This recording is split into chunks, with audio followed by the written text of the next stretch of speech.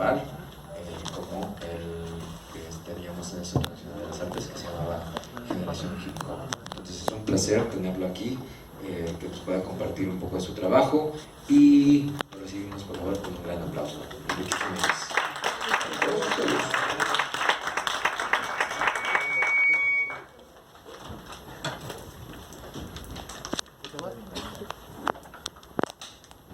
Bueno, ¿cómo están? ¿Quiénes estuvieron en el jam ahorita? Sí, ¿cómo les fue? Nos puso a sufrir y hoy Dr. Hill. Bueno, les voy a platicar así muy rápido lo que es la primera aproximación que hice con este baile urbano, y platicarles un poco la experiencia que tuve al interior de lo que es la danza institucionalizada. En general, yo creo que en el arte institucionalizado está pasando que de repente se menosprecian las actividades y las artes urbanas y se piensa que no tienen relevancia social, y al contrario, generar una gran cantidad de relevancia social que ha permitido que haya grupos en todo tipo, ¿no? De diferentes grupos culturales. Cuando yo propuse este proyecto en el Centro de Investigación de Danza, al principio causó un poco de angustia y de preocupación entre la banda, porque generalmente en ese centro pues, se especializan solamente en estas áreas clásicas: ballet, por supuesto, danza contemporánea, danza española y folclore, que en general esas han sido como las grandes áreas de investigación, no solamente de la danza, también en la música realmente no se salen de ese parámetro. Y entonces, afortunadamente, tuve la gran virtud y ventaja de que la directora de ese entonces tuvo una muy gran apertura y decidió que procedía, que podíamos empezar a trabajar con prejuicios y demás, pero finalmente se pudo hacer. Y para mí fue muy interesante porque desde mi perspectiva, yo soy músico, estoy con una banda de jazz, funk, rock. Para mí fue muy interesante darme cuenta de las posibilidades que tienen música y danza. A veces, cuando no tenemos estas dos áreas como muy claras, de repente dejamos de fuera elementos que nos pueden servir mucho, ¿no? Por ejemplo, entre otras cosas, entre los b-boys la musicalidad es súper importante. Y a veces la gente, la banda que anda en el power mob, de repente pierde esa musicalidad porque únicamente el asunto es la fuerza, ¿no? La impresión, que bueno, ya estaremos hablando de esos temas, pero la musicalidad es tremenda. Y hay otros b-boys que dicen: ¿qué estás haciendo? Esto no es gimnasia, esto es baile, ¿no? Entonces, bueno, creo que es uno de los claros ejemplos de movimientos urbanos donde danza y música van de la mano. Yo no lo concibo el surgimiento del break sin los DJs, y obviamente sin los DJs o los breakbeat, en fin, como que todo este desarrollo, y permitió pues, generar movimientos urbanos. Entonces les voy a intentar hacer una síntesis de voladísima, porque lo que más me interesa es que platiquemos, no sé si aquí haya b-boys que estén trabajando de hace tiempo o chavos que estén en su primer acercamiento, pero cómo permitimos o cómo generamos que la danza urbana esté presente en la danza institucionalizada, en las escuelas profesionales, cómo hacer estos acercamientos. Simplemente el hecho de estar aquí en el Limba, eso es padrísimo, de que estén permitiendo esta apertura, y que finalmente el diálogo entre culturas es lo que nos va a permitir salir adelante de tantos rollos enajenantes que hay. Bueno,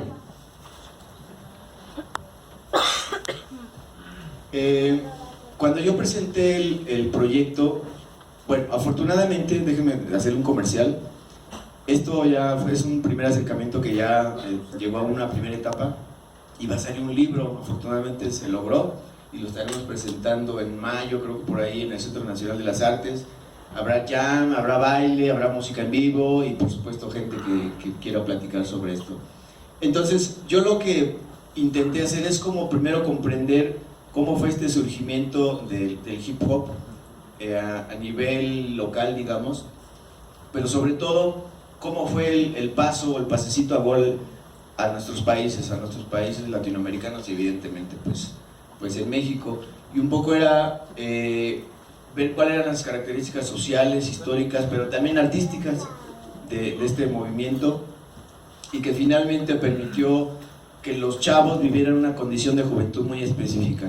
Eso es bien importante para mí porque finalmente seguramente saben que de repente nuestros políticos utilizan los movimientos juveniles como formas de apropiación y como formas de política barata.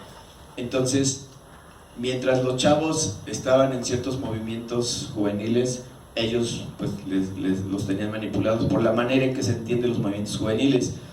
Hay un investigador francés que dice que uno de los grandes problemas de los movimientos juveniles es que no se entiende que hay una gran diferencia entre la edad biológica y la edad social. Cada cultura determina qué es ser joven, cómo vivir esa condición, y lo que nos han vendido es que es una de la identidad juvenil, es decir, que todos los chavos son homogéneos. Y eso pues evidentemente no, porque si no, imagínense, pues todos ustedes estarían bailando igual, nosotros estaríamos tocando igual, pensaríamos igual, y eso está muy chafa. Realmente no hay una identidad juvenil, hay muchas identidades juveniles, y eso les permite resolverlo de una manera fácil, porque entonces simplemente hacen rangos de edad y con eso no hay bronca, porque finalmente si eres joven a los 25 tienes tantas posibilidades de hacer becas, después de los 25 a los 30 años eres tan joven, y así se la llevan, y creen que esa es la única manera de resolverla, como los movimientos juveniles. Entonces el hip hop fue muy interesante porque permitió vivir la condición de juventud desde otra perspectiva, y además en un contexto muy complicado, porque ya estaremos viendo, en sus inicios se pensaba que todo este rollo de influencia extranjera tenía que ver con una expansión imperialista, y que entonces solamente tenían que voltear a lo nacional. Entonces hubo una discusión muy interesante en los 80s de qué tan válido era que los chavos estuvieran bailando esta música extranjera y por qué no estaban bailando son jarocho, son huasteco, balonas, ¿no? Entonces fue una discusión muy interesante, y que bueno, afortunadamente tuve la posibilidad de entrevistar a los pioneros, estos grandes b-boys que empezaron a bailar en los años 80, y me dieron su punto de vista, y creo que eso fue muy interesante. Finalmente el libro lo que pretende es darle voz a los actores, y sobre un marco y sobre una perspectiva. Entonces ese fue el objetivo de la investigación, un poco lo que ya dije de entidades juveniles. Esto es lo voy a decir muy rápido, porque generalmente es muy conocido, pero a mí lo que me interesa recordar es que cuando surge el hip hop, y en general en todo el mundo, los movimientos culturales no están desligados de los movimientos económicos y políticos. A veces se nos olvida y creemos que ser apolítico es lo mejor, y en realidad ser apolítico es una posición política finalmente. O sea, la gente que dice, no, yo no me meto en política, no me meto en esas ondas porque no me gusta, esa es una posición política, y muy fuerte además, y además la más gacha, la más complicada, porque entonces permiten que otros tomen decisiones. Entonces, todo este rollo del hip hop en realidad empezó por un rollo económico, porque desde los años 20 empezaron a pensar a Manhattan como un centro mega impresionante que conectara los centros financieros importantes. Entonces, desde los años 20 empezaron a querer trazar estas grandes vías allá en Nueva York, y bueno, finalmente en los años 50, 60 se empieza a materializar con un ingeniero que se llama Robert Moses, que él fue un gran urbanista, pero él lo que le interesaba simplemente era generar espacios, él decía que más apropiados, más cómodos, pero lo que hizo fue un gran desplazamiento, un gran movimiento de migración, porque lo que hizo fue tumbar muchos edificios, muchas unidades habitacionales, y además aquí la bronca es que en ese tiempo muchos de los barrios a donde llegaron los desplazados estaban habitados pues por judíos, por irlandeses, por italianos, así por comunidad blanca, y entonces la mayoría de la banda que fue desplazada pues eran afrodescendientes, afroamericanos. Sobre todo había muchos puertorriqueños, muchos jamaiquinos. A veces nos olvida esa parte, y en realidad desde mi punto de vista estos grandes músicos, bailarines fueron los que le permitieron el desarrollo del hip hop.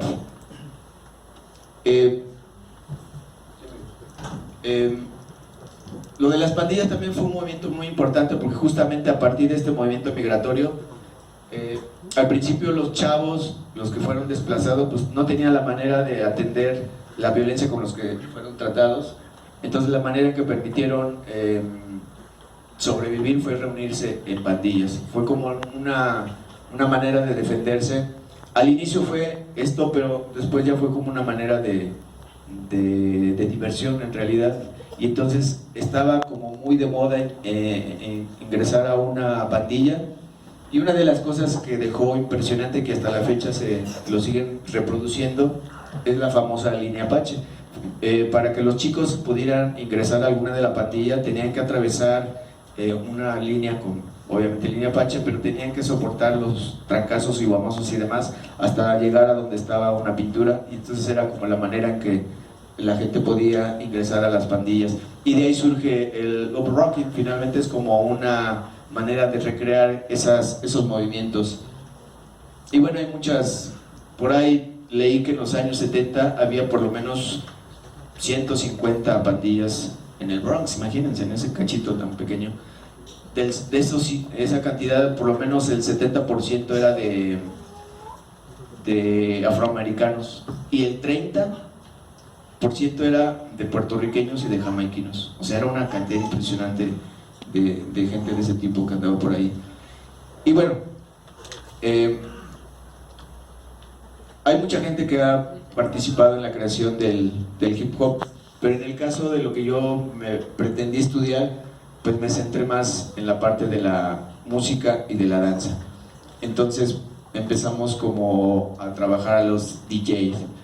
Y uno de los más importantes, bueno, hay varios, pero seguramente han oído hablar del mito fundacional del hip hop de alguna manera, que fue esta fiesta que hizo Kool Herc, donde su hermana, él cuenta que tenía que entrar a la escuela y no tenía lana para comprarse ropa, y entonces pues deciden hacer una fiesta.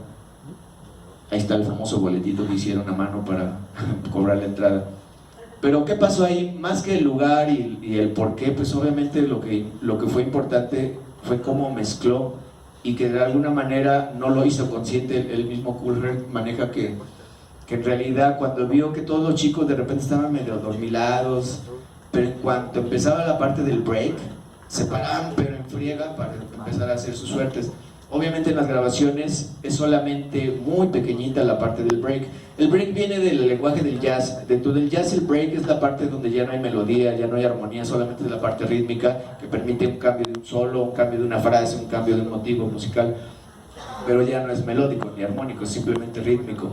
Entonces de ahí los DJs toman esos breaks, y lo que hizo Kool Herc, y que fue lo que la gente empezó a decir, wow, ya tenemos a nuestro DJ de hip hop, fue con tener 2 discos y en 2 mezcladoras, obviamente alargar este break, y entonces permitió que más que bailar, que les gusta, duraba 30 segundos, 40 segundos, ahora los chavos tenían la posibilidad de bailar hasta 1 minuto, y eso fue grandioso para ellos. O sea, como estaban esperando esa parte, entonces fue así como un acontecimiento, y eso permitió entonces que los DJs empezaran a voltear a los famosos breakbeats. Entonces, digamos así, muy general, Kool Herc lo que hace es eso, permite el surgimiento de los break para alargarlos, pero tenía una bronca que como le valió un poco el cacahuate la velocidad en la que estaban, y entonces de repente cuando estaban bailando los chicos pues sentían algo raro porque no estaban en el mismo pulso. Y entonces lo que hace Grandmaster Flash, le dice, ok, ya vi que hay que alargarlos. Entonces con una gran precisión, incluso dicen que este cuate era un gran matemático, lo que hace es cuadrar las 2 piezas para que el pulso, el beat no se perdiera, y entonces los chicos pudieran bailar, pero ya con mayor soltura, con mayor precisión. De repente, no sé si les ha pasado, si están bailando cualquier tipo de música o se tropieza el que la está poniendo, o cambia muy bruscamente, dicen, pues qué óvole, ¿no? O sea, necesitas como tener el mismo pulso para cambiar de lenguaje dancístico. Y entonces, bueno, él crea esta nueva forma de break. Y también, bueno, pues tiene una gran historia dentro de la historia del rap. Él es considerado de los primeros que empiezan a hacer como el rap social. Empieza a rimar cómo era la vida en el Bronx, y bueno, pues hace una cantidad de historia. Y bueno, ni se diga James Brown y Afrika Bambaataa. Tuvimos la posibilidad de hablar con Bambaataa cuando hicimos el Generación Hip Hop Maya y yo en el CENART. Y estuvimos así de traerlo, solamente que nos decía que como está de este vuelo, que ocupaba 2 boletos de avión, y que además, como traía 2 guaruras, necesitábamos 4 boletos de avión. Dijimos, ching, pues es que se nos va a ir nuestro presupuesto contigo. Pero muy interesado en el asunto.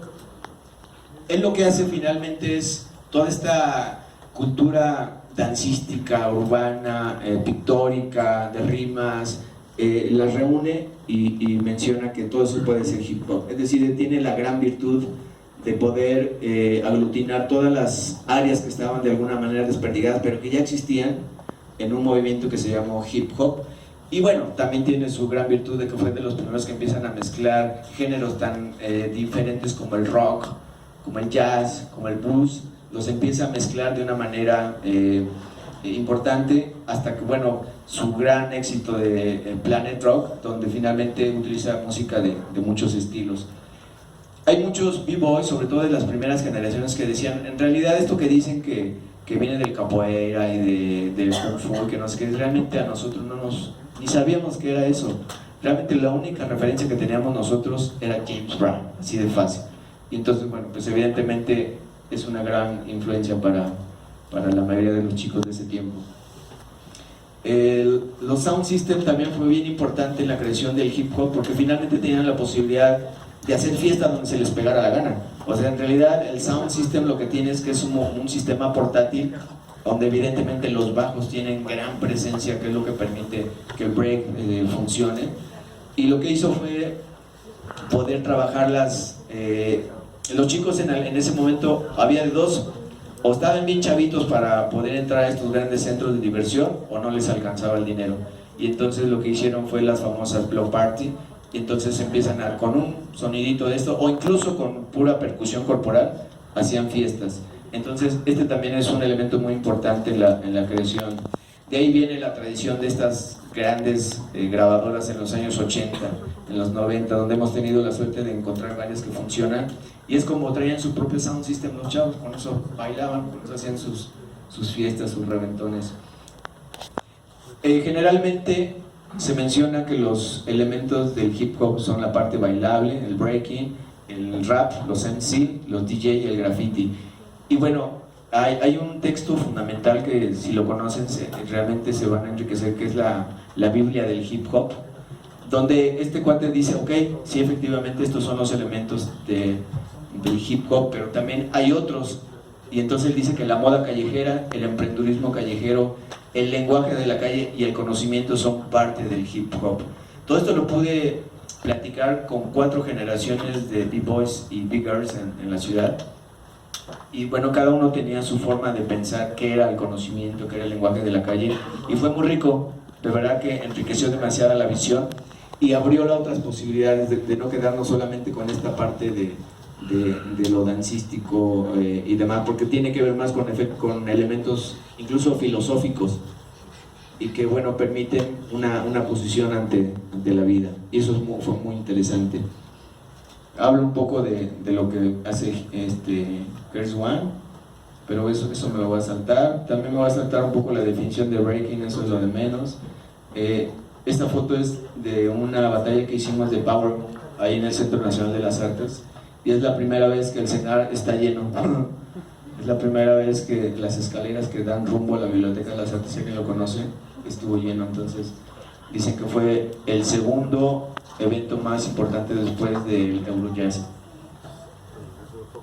Y bueno, aquí hay muchos grupos pioneros, y obviamente hay que mencionar a Crazy Legs, que ese fue el creador de los Rocksteady Crew, y que además era un chico que tenía una gran necesidad de batallar. Él consideraba que no tenía ningún sentido estar bailando si no batallabas. Entonces lo que hizo fue irse a buscar con quién batallar por toda Nueva York, y así empezó a juntar muchos chicos con los que formó su crew. Y bueno, hay etapas del conocimiento, que eso también creo que no lo podemos saltar. Y se empiezan a generar como las partes que van a formar el baile del break. Digo, esto seguramente todo el mundo lo sabe, que en general para hacer el discurso de break necesitas el top rock, que es como finalmente delimitar tu espacio, presentarte, intimidar, pero sobre todo desde ahí empieza la parte bailable, ¿no? Desde cómo estás percibiendo el beat, cómo estás percibiendo el movimiento y cómo estás retando a tu contrincante. A partir de los go downs pueden hacer unos movimientos de trabajo de piernas, los power mode y freezes. Es en términos generales, y bueno, cada uno tiene su manera particular, pero en general tienes que hacer todo ese discurso cuando estás batallando, cuando estás bailando, evidentemente. También en el libro pudimos entrar mucho en estos temas de qué es el cypher, qué es la batalla. Los pioneros decían, y además se reían de que, ¿qué es eso del cypher? O sea, cuando nosotros bailábamos no existía esa jalada del cypher. O sea, eso, digo, con el lenguaje que utilizan, es una jalada eso del cypher. Y pues sí, en realidad el cypher fue hace unos 15, 20 años que empezó a generarse, pero que bueno, que tiene que ver con la filosofía del 5%, que en ese tiempo era, y bueno, afortunadamente todavía existe esa filosofía, donde decía que de toda la población, el 80% es gente que está en la ignorancia y que está ahí caminando. Y solamente el 15% tiene el conocimiento y el 5% son los que tienen esa virtud del conocimiento y son conscientes. Y entonces eso está bien cañón, porque si todavía existe, quiere decir que todavía la mayoría de nosotros somos unos borreguitos. Y entonces tiene que ver con el movimiento de los círculos, porque hacían círculos para difundir el conocimiento. De ahí proviene el rollo del cypher. Bueno, también hablamos de la batalla, y para mí una de las consecuencias interesantísimas que me dejó esta investigación fue que realmente la batalla es el momento más sagrado de todo el discurso del hip hop, pero en el sentido sociológico. O sea, dentro del sentido sociológico hay una teoría de la fiesta donde dice que hay momentos para chambear, para estudiar, para estar como en la parte crítica dura, pero también existen los momentos de diversión, afortunadamente. Si no, imagínense pura chamba todo el tiempo. Está cañón, aunque bueno, conozco varios que es pura fiesta y nunca chambean. Pero la idea es genial, porque si ustedes van a una comunidad indígena en momentos de fiesta, la comunidad ve mal a su colega, a su compadre, a su amigo que esté chambeando en ese momento. Así de plano, lo ven mal. Le dicen, este es el momento sagrado. ¿Por qué el momento sagrado? Porque es el momento de tomar, de bailar, de divertirse, y para ellos no es el reventón en sí mismo por el reventón, que es parte evidentemente, sino para ellos es un retorno al origen del universo, y es la manera en que podemos sanar, la manera en que podemos tener fuerza otra vez para empezar, y eso es bien chido. Y yo creo que todos vemos la fiesta de esa manera, ¿a poco no? O sea, nos vamos de reventón el viernes y el sabadito para que el lunes otra vez a chambear. Bueno, les digo, conozco quienes se siguen toda la semana, pero esa es la esencia. Entonces la batalla es eso, es un momento sagrado en el que hay toda un performance. De hecho, es un performance de plano donde hay pasos, reglas que tienes que hacer, y está mal visto en ese momento que alguien esté haciendo otra cosa así. Y bueno, en el cypher evidentemente el público también son b-boys, aunque también hay gente de todo tipo que está viendo, pero la mayoría son b-boys también. Entonces ya en el libro está más explicado con más detalle, pero creo que eso fue muy muy importante. Dentro del desarrollo del break, para mí fue importante también ver lo de la música, y pues evidentemente los breakbeats fue fundamental. Los DJs se apropiaron de ese estilo, y pues de ahí empezaron a mezclar muchísimas cosas. Esto es bien importante. Intenté como identificar cuál era la célula rítmica que se hace cuando se está bailando. Entonces, en el tercer ejemplo donde dice cha cha cha, pa, pa, pa, pa, pa, esa es la base donde muchos pioneros dicen que se basaban de los ritmos afroantillanos, y en realidad es concretamente del famoso cha cha cha, pa, pa, pa, pa, pa, pa, pa, pa, pa, pa. Luego, en la parte de el primer ejemplo, hay una célula que se llama el boom bap, que es como la manera de representar la rítmica. Entonces, estando en una batalla en el Parque Bicentenario, estaba DJ Akira, si no me acuerdo, o DJ Frank, no me acuerdo cuál de los dos estaban en plena batalla, y de repente se fue la luz, y pues la banda estaba súper prendida, los dos crew que estaban batallando, pues estaban súper prendidos. Y entonces lo que hicieron los demás es hacer el famoso boom bap, pero fue muy espontáneo. Entonces, eso fue como para mí muy determinante, porque era como, ok, eso es lo que ellos entienden como el boom bap. Y luego lo identifiqué con el boom bap que hace Kyrie, es one, pam, pam, pam, pam, pam, pam, pam, pam, pam, pam, pam, pam, pam. Entonces hice como una síntesis que está allá en el último ejemplo, y donde finalmente los tiempos 2 y los tiempos 4 son fundamentales, porque ahí viene todo. Y que además está emparentado con el jazz y con muchos estilos que rompieron con que siempre en la música académica nos han enseñado que los tiempos fuertes es el 1 y el 3, siempre, siempre. De la música clásica son como obligados. Entonces, con el ragtime, con el Dixieland, con el jazz y por supuesto con el hip hop y otros estilos, dijeron o sea, no solamente el 1 y el 3 son los importantes, también existe el 2 y el 4. Entonces yo llamo que eso fue como democratizar el tiempo, porque finalmente ya no era el pum, pum, pum, sino el 2 y el 4. Entonces aquí es como una célula también de síntesis de lo que es lo musical.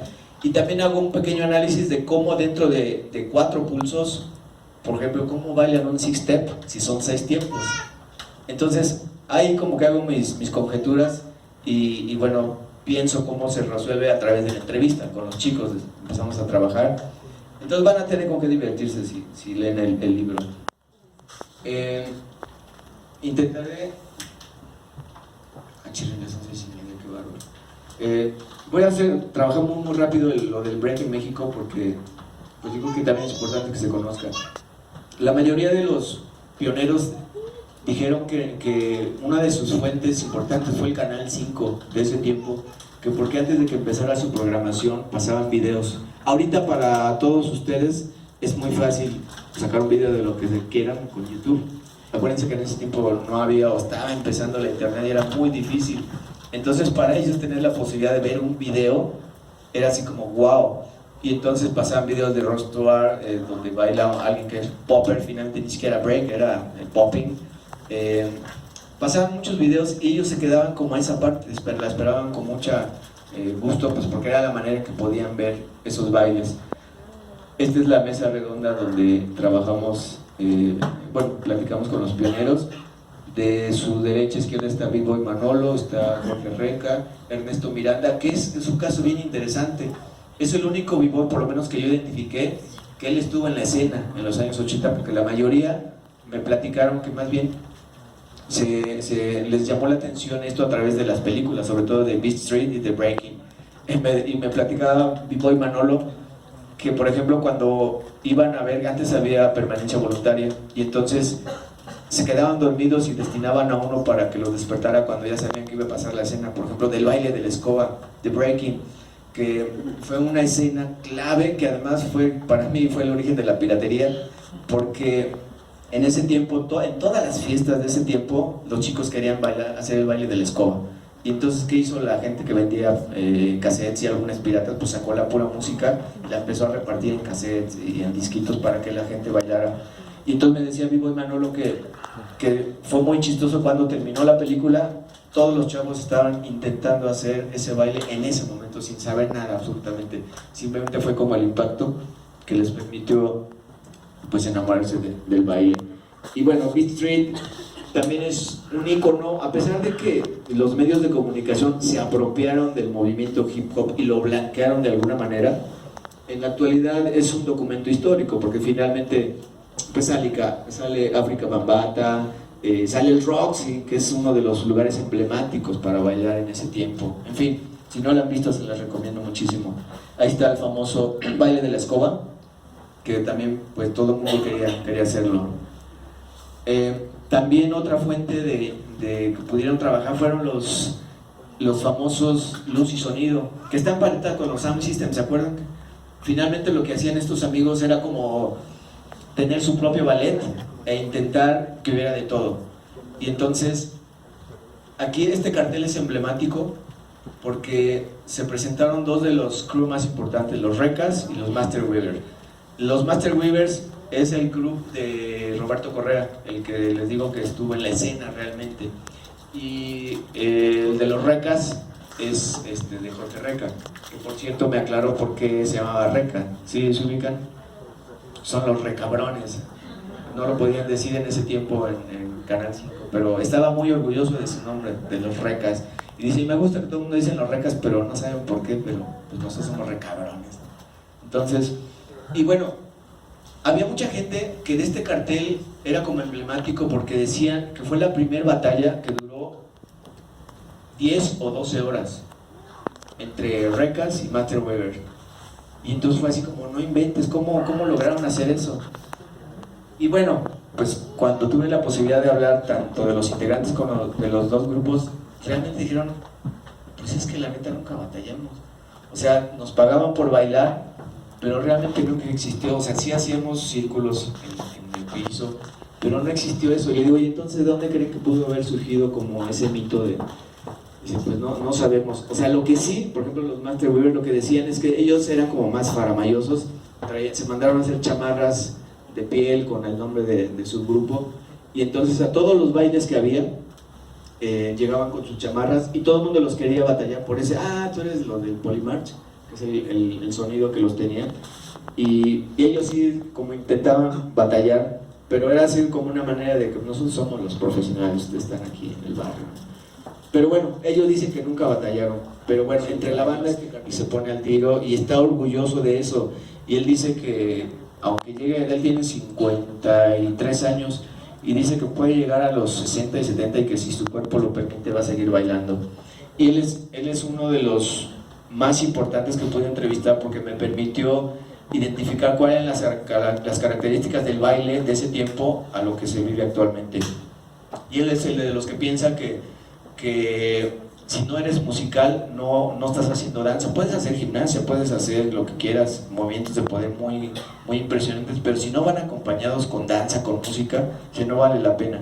Y actualmente su grupo está formado por chavitos de 20, 23 años. Ese es todo un caso. Y además me platicó una anécdota que la verdad que cuando me la dijo me reía a montones, que él dice que le gusta entrenar al aire libre, no le gusta ir a los gimnasios, y que entonces estaba entrenando y llegó un chavito igual ahí a hacer como algunos footwork, y él se acercó y le dijo, ¿dónde estás estudiando? ¿Cómo estás aprendiendo? Y el cuate así como que, pues ¿usted qué, señor? ¿no? Dijo, es que yo también bailo break. Y que el chavito le dijo, ay, no mames, señor, ¿cómo va a bailar break, no? Y entonces, no, pues que sí, que no. Y le empezó a platicar, incluso a hacer, y el chavo dijo, wow, porque la verdad es que tiene mucha habilidad todavía. Y entonces, él le dijo, mira, aquí no importa dónde aprendas, en una academia, en la calle, porque también está esa discusión, ¿cuál es real? Que si es real aprender solamente en la calle, y que los que aprenden en la academia no es real. Entonces él decía, donde se te pegue la gana aprender, está bien, siempre y cuando estés en los eventos de la comunidad. Ahí sí, porque ahí es donde vas a saber si realmente la comunidad te respeta o no tu baile. Entonces, el chavo sigue teniendo una gran amistad con Tony y se convirtió en su máster. Esa es la primera generación en términos generales. Luego viene la segunda generación, B-Boy Dieter. Él fue alumno de B-Boy Manolo, y él es un personaje muy interesante porque es el que liga la primera etapa con la pre de los actuales.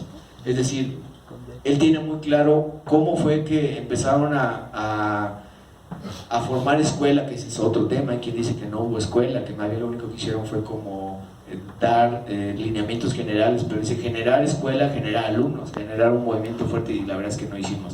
Hay gente que dice, claro que hiciste, tú estás bailando porque no has investigado, que has hecho lo que hizo otro, en fin, es una discusión muy interesante. Pero bueno, esta es la segunda etapa, considero, con Dieter y con los Natural Style, con mucha banda que está activa todavía. Esta es la tercera etapa, que son los grupos actuales, ¿sí? Los Unique, por supuesto, que estarán al rato. Hay un evento importante que se llamó Barrel Sonic, que fue el primer evento donde se conocieron los chavos en el 2002. Fue un evento que fue en la Magdalena Contreras, si no mal recuerdo. Ellos decían que antes solamente cuando ibas a un evento te enterabas de qué iba a pasar en el siguiente evento y dónde iba a ser. Entonces si no ibas a ese evento ya bailó, porque ya no sabías dónde iba a ver el otro, entonces era como muy difícil, tenías que tener como un volante o alguien que haya ido y conocerlo. Recuerden que no estaba la internet. Y entonces, bueno, ya empezaba, cómo no. Pero el chiste es que gracias a este evento se conocieron la mayoría de los crews, y también de provincia llegaron muchos, de la primera generación, de la segunda generación y de la tercera generación. Entonces gracias a eso se pudo hacer esta red de comunicación, y que bueno, ha generado afortunadamente una cantidad de grupos. Entre los propios B-Boys dicen que realmente hablar de crews como tal es difícil, porque puede haber más bien equipos, teams. O sea, te reúnes para bailar, para una batalla, pero ellos consideran, y esa es la esencia que tuvo desde el Bronx, que realmente los grupos es cuando tienes, más allá de lo bailable, más allá de lo musical, más allá de lo artístico, son tus colegas, son tus compadres, son tu banda. Ellos decían, si no tienes con ellos chance de ir a acompañarla a comprarse unos tenis, a ver una película, cotorrear, realmente no estás hablando de un grupo. Y entonces ellos decían, a veces el baile es lo de menos. O sea, finalmente sí tienes que tener ciertos elementos, evidentemente, porque también es otro tema, cómo eliges quiénes son parte de tu grupo. A veces la mayoría lo hace por la parte dancística, de que rifan y entonces saben que van a ganar alguna batalla.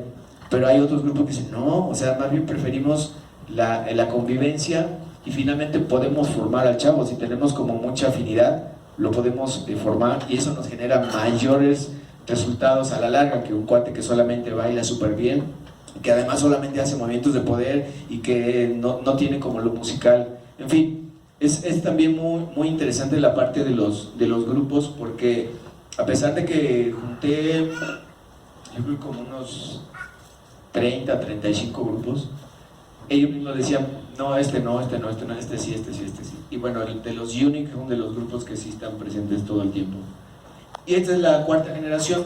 O sea, en general yo identifiqué cuatro etapas de los chavitos, de la revolución urbana y toda esta banda, que bueno, ahorita ya no están tan chavitos, porque esto ya tiene como 4 o 5 años. Yo creo que ahorita ya viene una quinta generación.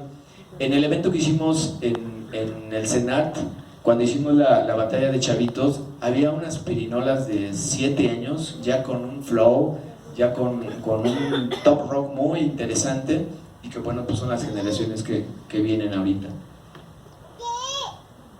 Las conclusiones mejor se las dejo para que las lean. Más bien lo que me interesa, como para cerrar, porque llevámonos a la danza, es la posibilidad que nos deja el baile urbano dentro de los movimientos institucionalizados. Yo insisto mucho en eso. A veces el break se ve solamente desde 3 perspectivas. Uno, manipulación, la neta. O sea, se toma como es la manera en que estos chavos los podemos reintegrar al orden social, cuando en realidad hay muchas maneras, ¿no? O sea, es como muy paternalista el asunto. Hay otra manera que es como más de educación física, como de acondicionamiento, por supuesto que es válido, pero también siento que le falta como, ok, más allá del deporte, ¿qué implica esto? Y la otra es la parte educativa, que es donde yo he intentado como establecer lazos. Lo que les decía al inicio, cuando yo presenté esto en el CNI de danza, así fue que como, ¿te cae que vas a hacer eso? Y afortunadamente, después del evento que hicimos en el CENAR estuvo lleno en todos lados, pero sobre todo nos interesó mucho hacer muchas batallas en la Plaza de la Danza, porque era un lugar emblemático, es el foro de la escuela de danza de ahí. Para no hacerles el cuento largo, después de que terminaron ciertas batallas, se nos acercaron los directores de ese tiempo de la escuela de danza y nos dijeron, oye, ¿cómo podemos tener algún maestro de ustedes? No como materia curricular, porque esa es una broncota, tienes que meterte con planes de estudio, con el INBA, con la SEP, etcétera, es como mucho más complejo. Pero decía, pero ahorita por lo menos a nivel de talleres, ¿cómo podemos hacer que nuestros alumnos de danza clásica, de danza contemporánea, tengan al acercamiento a esto? Porque obviamente había muchos b-boys, había muchas b-girls, pero también había muchos chavos de la escuela de danza, y entonces ellos mismos decían, wow, esto es impresionante. Imagínense con la técnica que nosotros manejamos y que agregamos esta otra parte, y afortunadamente funcionó. Hubo como 3 cursos donde era como taller optativo finalmente, pero que tuvo mucha mucha presencia y mucho éxito. Y bueno, en lugares como Colombia, como Brasil, incluso ahorita también en Chile, ya está siendo parte de la currícula de las escuelas desde primaria, secundaria, el break, el baile, con todo lo que implica. O sea, recuerden que a pesar de que es un movimiento globalizado y que tuvo un origen muy determinante en cada país de nosotros de Latinoamérica, realmente adquirió características completamente diferentes. Aquí lo interesante que también viene en el libro, esta plática, es realmente hay un break nacional. En una plática con Hong Ten, este gran b-boy, él decía, o sea, me estoy impresionado de lo que pueden hacer los b-boys mexicanos, y decía, pero realmente no estoy viendo un estilo mexicano. Y entonces yo empecé a platicar con la banda, ¿hay un estilo mexicano de bailar break? Pues no, ¿a qué le llamamos un estilo mexicano? Hay quien se fue a un rollo muy interesante que dijo, si tú ves las danzas de chichimecas, hay muchos elementos que son súper parecidos al loop rocking, solamente la presencia, el groove es lo que cambia, pero finalmente es una esencia, y dice, entonces de ahí podemos partir probablemente para hacer un break nacional. Otros decían, bueno, más bien es el estilo de cada quien, desde lo individual, pero que también se forma en lo colectivo. O sea, hay quien decía que finalmente los grupos, esa es la esencia, generar cierta homogeneidad dentro de la diversidad. Y ese es un temazo, de verdad. O sea, entrar a ese rollo de qué es lo que es la danza, el break nacional, es interesante. Y yo lo que con lo que cerraría es dejándoles como esta idea de realmente cómo podemos crear puentes entre lo institucionalizado y lo no institucionalizado. ¿Por qué siempre se pensaba que el break era un movimiento para la calle? Y hasta la fecha, incluso entre muchos b-boys dicen, es que si no bailas en la calle, no eres b-boy, ¿no? O lo que decía Tony, o sea, puedes aprender en una academia sin bronca, pero si te enfrentas a bailar con la comunidad, esa es otra onda. O sea, ¿cómo podemos hacer que el break, o sea, ¿por qué no hay una compañía nacional de break o de danzas urbanas? Dejemos del break, o sea, se las pongo vara, ¿no? ¿Por qué no hay una compañía nacional de danzas urbanas, así como tenemos la compañía nacional de danza, la compañía de contemporánea, el CEPRODAR? O sea, ¿por qué no hemos llegado a eso? Y cuando finalmente lo popular tiene mucha mayor relevancia que estos elementos que han estado institucionalizados. Ahí nos falta mucha chamba a la gente que está tanto en la música como en la danza, tender esos puentes de manera que ya no sea raro que alguien que está haciendo danza contemporánea pueda batallar, que alguien que batalle pueda hacer algo contemporáneo, que el break se presente en Bellas Artes. Eso lo logramos nosotros. Finalmente tuvimos la posibilidad de que el break estuviera en el Palacio de Bellas Artes. O sea, imagínense eso. Cuando yo se lo platiqué a los pioneros, decían, eso es impensable en nuestros tiempos. En nuestros momentos era como, ¿cómo crees? Nosotros bailamos en la calle y es para la calle. Ellos, la manera en que bailaban, desarmaban los cartones de las lavadoras, de los refrigeradores, y esa era su cancha de baile. Entonces, yo la dejaré ahí. Realmente es una síntesis de lo que vamos a presentar en mayo, y un poco es como para la reflexión de qué estamos haciendo para tender puentes y de qué manera podemos hacer que esto sea un rollo educativo que, además de fortalecerte corporalmente, sea artístico, te dé identidad, te permita ser mejor en lo que quieras, porque finalmente la gente que tiene acercamiento al arte tiene posibilidades infinitas de responder mejor ante cualquier adversidad. Entonces hay que tratar de que el break no se quede con este rollo de que solamente es para la calle. Puede estar en un teatro, puede estar en una escena, puede estar en donde sea, siempre y cuando esté sistematizado su conocimiento. Yo creo que esa es la única bronca. Todo elemento cultural tiene una filosofía, tiene como reglas, como maneras de trabajar. La bronca es que no sean institucionalizados, o más bien no institucionalizados, más bien no se conocen. O sea, ahorita se tiene muy claro cuáles son los pasos para aprender danza contemporánea, pero por ejemplo en el break, ¿cuáles son? O sea, sabemos que el top rock, pero no sabemos realmente qué se necesita. O sea, ¿cómo la gente no se lastima cuando hacen algún movimiento? O sea, eso no está, y se sabe empírico. O sea, también platicando con esta banda decía, pues es que sabes cómo caer. Pues sí, pero ¿cómo caes? Esa es la onda. Y eso es lo que le podríamos, ya dijo el burro, ¿no? Como dicen el mosco. Podrían apoyar mucho a los que hacen danza contemporánea. La técnica de los que hacen danza contemporánea, ¿cómo podría ayudar al baile del break? O sea, yo creo que hay que romper con esas fronteras entre lo culto y lo popular. O sea, eso ya no existe y esa discusión ya fue rebasada de verdad hace un buen de tiempo. Y entonces, creo que con esto me quedo. Hay que estar sobre las autoridades, sobre nosotros, intentando crear puentes, pero sobre todo, pues conocer qué estamos haciendo. O sea, yo creo que a estas alturas, quien se considera o se va a considerar ser un b-boy, no solamente basta con saber bailar, chavos. O sea, hay que meterse a leer y estudiar.